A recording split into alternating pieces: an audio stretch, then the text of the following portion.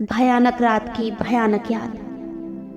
अभी तक आपने सुना कि सानवी की मॉम उस दिन हुई सारी बात को काफी डिटेल में बताती हैं। उनके हाव भाव से ही इस बात का अंदाजा लगाया जा सकता था कि वो दिन बहुत ही भयावह रहा होगा। फिर भी सानवी के मिलने के बाद वो लोग बहुत खुश थे और इस खुशी में वो और किसी भी बात पर ध्यान देना भूल गए और गाड़ी खराब होने के बाद भूलकर वो सानवी को लेकर सीधा घर पहुंच जाते हैं। अब आगे प्रोफेसर मिश्रा गहरी सांस लेकर अपने ग्लासेस साफ करते हुए बोलते हैं, जब आप घर आई थी उसके बाद कुछ ऐसी घटना घटी जिसे देखकर आपको ऐसा लगा हो कि ये नहीं होना चाहिए था, या कोई अनहोनी घटना? सानवी की मॉम कुछ सोचते हुए कहती है, नहीं, उस रात घर आने के बाद ऐसी कोई भी घटना नहीं घटी। इवन हम दोनों तो बहुत खुश थे कि सानवी हमारी लाइफ में आई थी और हमने उसी दिन इसका नाम सानवी रखा।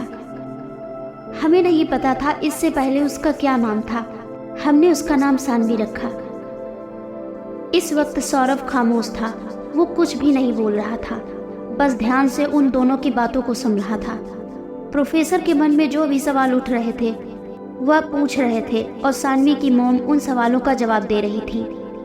प्रोफेसर मिश्रा एक छोटी सी वॉक लेते हुए आगे पूछते हैं, ठीक है, उस दिन नहीं हुआ, लेकिन उसके बाद ऐसी कौन सी घटनाएं घटी थी, मैं जानना चाहता हूँ। सानवी की मॉम अपने माथे का पसीना अपने दुपट्टे से पोंछते हुए कहती हैं, उस दिन के बाद बहुत सारी ऐसी चीजें थी जो खौफनाक थी, जिन्हें अनहोनी कहा जा सकता है।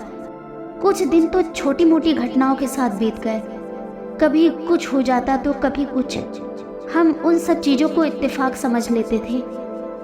प्रोफेसर मिश्रा तुरंत सवाल पूछते हैं, छोटी मोटी चीजें या घटना से क्या मतलब है आपका, और किन चीजों को आप लोग इत्तेफाक समझ लेते थे? सानवी की मॉम कुछ याद करके जवाब देती हैं, जैसे कभी हाथ कट जाना, छोटा मोटा एक्सीडेंट हो जाना, कभी ऊपर से कुछ सिर पर गिर जाना, कुछ ऐसी घटनाएं होती रहती थी।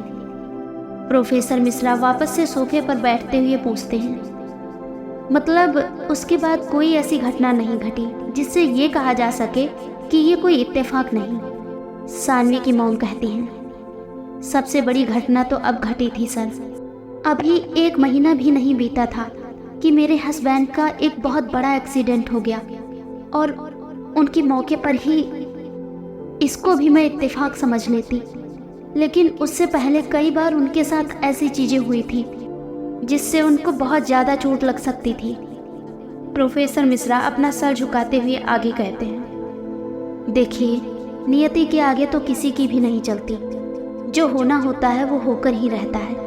लेकिन एक बात समझ में नहीं आई कि ये घटनाएं आपके हस्बैंड के साथ ही क्यों हो रही थी, आपके साथ भी तो हो सकती थी। सानवी की मॉम इधर उधर देखते हुए कहती हैं, हाँ, हो तो किसी के भी साथ सकती थी, लेकिन नहीं हुई। पता नहीं, पर मैं इस बारे में नहीं जानती। मेरे ही साथ हो जाती तो अच्छा होता, कम से कम आज वो यहाँ तो होते।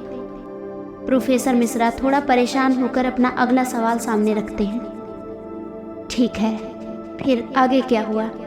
सानवी की मॉम दिमाग पर जोर डालते हुए कहती हैं, और हाँ सौरभ, तुम बार बार ये पूछ रहे थे ना कि मैं उस दिन कुलधरा का नाम सुनकर इतना घबराई क्यों थी। सौरभ, जो अब तक शांत बैठा हुआ दोनों की सारी बातें सुन रहा था, वो अचानक से बोलता है, हाँ माँ बताइए, ये सब तो मैं जानना चाहता हूँ, क्योंकि मैं खुद कंफ्यूज हूँ कि वहाँ से कुछ कनेक्शन है या नहीं। सानवी की मॉम पानी का ग्लास उठाकर एक शिप लेती हैं और पानी का ग्लास वापस टेबल पर रख देती हैं और आगे बताती हैं, दरअसल बात यह है कि सानवी ने जब बोलना सीखा तो ना जाने क्या बड़बड़ाती थी। पहले तो कुछ समझ में नहीं आता था, बाद में कुछ एक आध वर्ड जो समझ में आने लगे, उन वर्ड्स में वो कभी कुलधरा या काफ़ी कुछ अजीब जैसे शब्दों का यूज़ करती थी, और सारी चीज़ें तो हमें समझ में ही नहीं आ रही थी। लेकिन कुलधरा के बारे में जब हमने पता किया तो पाया कि कुलधरा नाम की सच में जगह है, राजस्थान में ही है, और सानवी के सामने तो हमने कभी इसका नाम ही नहीं लिया। फिर सानवी ये नाम कैसे जानती थी? बहुत सारे सवाल हमारे सामने खड़े हो गए थे। मैं इस बात से काफ़ी डर गई थी कि सानवी ये सब कैसे बोल रही है। और अभी की बात, जब तुम लोग सानवी के बर्थडे पर कुलधरा गए थे और जब मुझे सानवी ने इस बारे में बताया था, मैं और ज़्यादा डर गई, क्योंकि मुझे वही बात याद आ रही थी कि कैसे सानवी कुलधरा के बारे में बात किया करती थी। प्रोफेसर मिश्रा आश्चर्य के साथ पूछते हैं, क्या कुछ बड़े होने के बाद आपने सानवी से इस बारे में बात नहीं की? वो ऐसा क्यों बोलती है? और कुलधरा के अलावा वो किसी और बारे में भी बात किया करती थी? सानवी की मॉम अपना पैर सहलाते हुए कहती हैं, नहीं, सानवी ने ऐसी कोई बात नहीं की। हाँ, पर उसके बाद दिनों दिन सानवी के साथ कुछ न कुछ घटनाएं होने लगी। मतलब जब वो थोड़ी बड़ी हुई तो बहुत सारी ऐसी चीजें मुझे बताया करती थी, जैसे उसे कुछ आवाज आ रही है या सपने, और बढ़ते दिनों के साथ सपने उसे और भी ज्यादा परेशान करने लगे। प्रोफेसर मिश्रा और सौरभ सानवी की मॉम के कहे हुए शब्दों को सुनकर कुछ ज्यादा अचंभित नहीं हुए, क्योंकि ये उनके लिए कुछ नया नहीं था। सौरभ को तो पहले से ही इस बात का शक था और प्रोफेसर मिश्रा तो पूरी तरीके से श्योर थे कि हो ना हो कोई ऐसा राज जरूर है जो सानवी के बचपन से जुड़ा हुआ है। सानवी की मॉम ने जो भी बातें सौरभ और प्रोफेसर मिश्रा को बताई, वो बातें कुछ चीजों को और कुछ कड़ियों को जोड़ने के लिए काफी थी। जैसा कि प्रोफेसर मिश्रा को लगा ही था कि उसके बचपन की कोई ना कोई ऐसी बात जरूर है जो उसे अब परेशान कर रही है, लेकिन इतना डीप होगा ये नहीं सोचा था। आखिर अब क्या होगा सौरभ का अगला कदम? इतना कुछ पता लगने के बाद क्या आसानी से सुलझ जाएगी उलझन, या सौरभ उलझ जाएगा और घने जाल में? क्या उस नर्स का भी कुछ पता चल पाएगा? जानने के लिए बने रहिए हमारे साथ और लगातार कहानी को सुनने के लिए सब्सक्राइब कीजिए हमारा चैनल और सुनते रहिए ये प्यारी सी कहानी रिश्ता पूर्वजन्म का। धन्यवाद।